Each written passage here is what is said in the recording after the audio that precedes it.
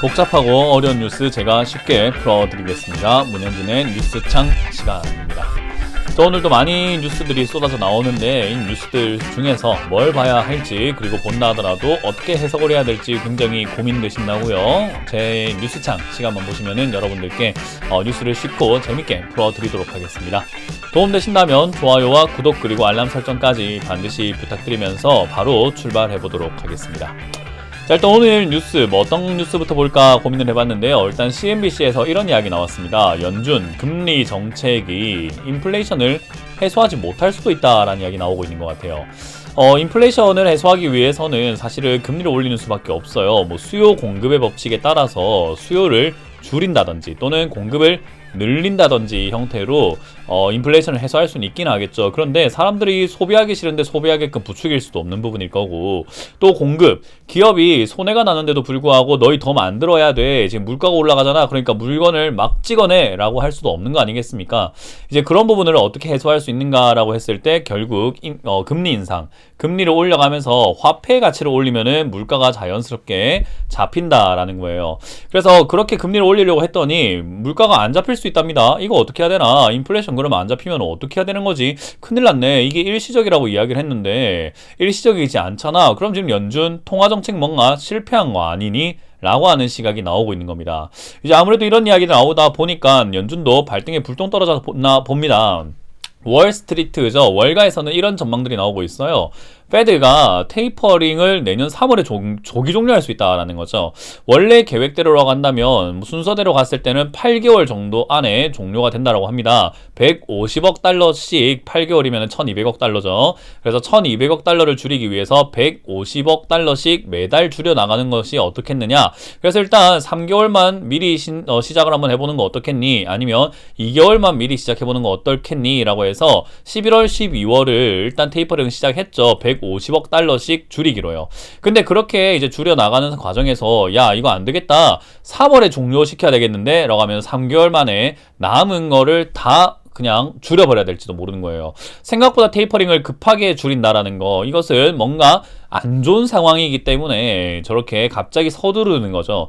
우리가 그냥 시간이 많이 남아있고 여유가 있다면 서두를 필요가 뭐 있습니까? 그냥 야, 괜찮다, 시간 많이 남아있으니까 천천히 해, 약간 여유있게 하자, 서두를 필요가 뭐 있니? 야, 서두르다가 오히려 다쳐 라고 하는데, 시간에 쫓겨 일어났다면요, 우리가 아침에 늦잠 잤을 때 서둘러서 준비하지 않습니까? 그런 것처럼 뭔가 일이 생겼다라는 것을 반증하기 때문에 이 페드가 갑자기 내년 조기 종료할 수 있다라는 그런 이야기를 12월 내용에서 나오게 된다면 다음 주죠.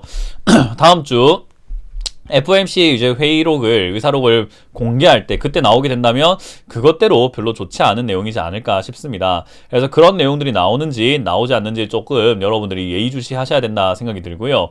그리고 이제 외국인들이 조금 많이 들어왔습니다. 외국인들이 지금 한 주 동안 또는 한 달 동안 4주나 샀다 이거예요. 그래서 귀환을 했나? 외국인들이 계속 나간다 해서 사람들이 걱정을 했는데, 이거 귀환하는 신호인가? 아니면은 다른 증시에 지금 투자할 곳이 별로 없다 보니까 한국에 들어온 것인가에 대한 이제 의문이 계속 남아있는 거예요. 아니, 반도체 피크아웃이 있다라고 하지만 이 반도체 피크아웃이 지금 맞는 거니? 약간 아니지 않냐? 너무 급하지 않니? 라고 하는 시각도 있고요. 오미크론을 단기 악재로 판단한 것 같은데 진짜 단기 악재 맞니? 라고 하는 부분도 있을 거고요. 아무래도 이제 선물 옵션 동시 만기일 이후에 어떤 방향으로 갈 것인지에 대한 이야기들 때문에 역시나 매수로 갈 건지 매도로 갈 건지에 대해서 굉장히 고민이 많을 것이다라는 거예요. 그래서 이제 선물 옵션 동시 만기일이 이번 주 목요일에 끝이 났죠. 그렇기 때문에요, 앞으로 여러분들이 지켜봐야 되는 것은 외국인들의 수급이 연속적으로 계속 들어올 것인가, 선물과 현물의 동시 매수로 들어와야 되겠죠. 그렇게 들어온다면은 상방 베팅을 노리고 있는 거기 때문에 거기에 맞춰서 우리가 조금 매도 포지션을 잡고 수익을 좀 청산하던지 신규로 들어가서 좀 수익을 낸다던지 할 수는 있겠지만요, 그게 아니라면은 어쩔 수가 없어요. 그리고 그게 연속적으로 그냥 평생 외국인들이 매수해 준다는 보장도 없기 때문에 항상 우리는 예의주시하면서 지켜볼 수밖에 없다라는 거예요. 그래서 이런 상황에서 우리나라 시장이 장기적으로 봤을 땐 괜찮은 시장이 맞나요? 라고 하면요, 그건 아닌 것 같습니다. 가장 큰 이유는 빚이죠.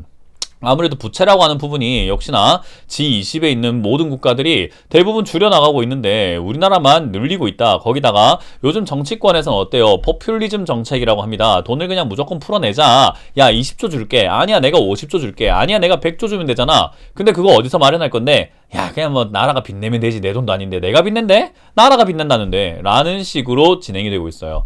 그러다 보니까 사실 가계 부채랑 이제 국가 부채가 증가하는 속도가 너무 가파르게 되면 문제가 생기는 게 뭔가요? 라고 했을 때 여러분들도 지금 가정에 작은 계획을 잘 짜고 계실 겁니다. 갑자기 빚을 뭐 어마어마하게 낸다든지 하진 않을 거라는 거죠. 한도 끝까지 갑자기 낸다든지 한도를 넘어서 갑자기 여러분들이 대출을 받아야 되는 것은 뭔가 일이 생겼을 때죠. 그게 아니라고 한다면 우리는 일정 수준의 부채를 유지하려고 하고요. 카드 한도도 꽉꽉 채워서 매달 쓰려고 하는 것이 아니라 필요에 맞춰서 우리는 쓰게 된다라는 거예요. 근데 지금 과하게 증가하고 있는 것은 아닌가라는 거죠. 부채가 지금 당장에 증가하는 것은 아무 문제 없습니다. 지금 이번 달 여러분들 카드 빚 그냥 갑자기 많이 내버리면 되죠. 근데 그 다음은요. 결국 갚아야 되는 돈이다 보니까 다음이 문제인 거죠. 다음 달 그리고 내년이 문제가 생기는 거예요. 그래서 우리가 부채를 함부로 늘리지 못한다라는 건데요. 우리 국가는 함부로 늘리고 있습니다. 이런 상황이라고 한다면 결국 금리 인상기가 도래되었을 때 우리나라 버틸 수 있을 것인가 라고 하는 의문점이 남게 되죠. 지금 빚을 늘릴 땐 좋습니다. 근데 빚은 늘리고 난 다음이 문제다라고 보시면 돼요.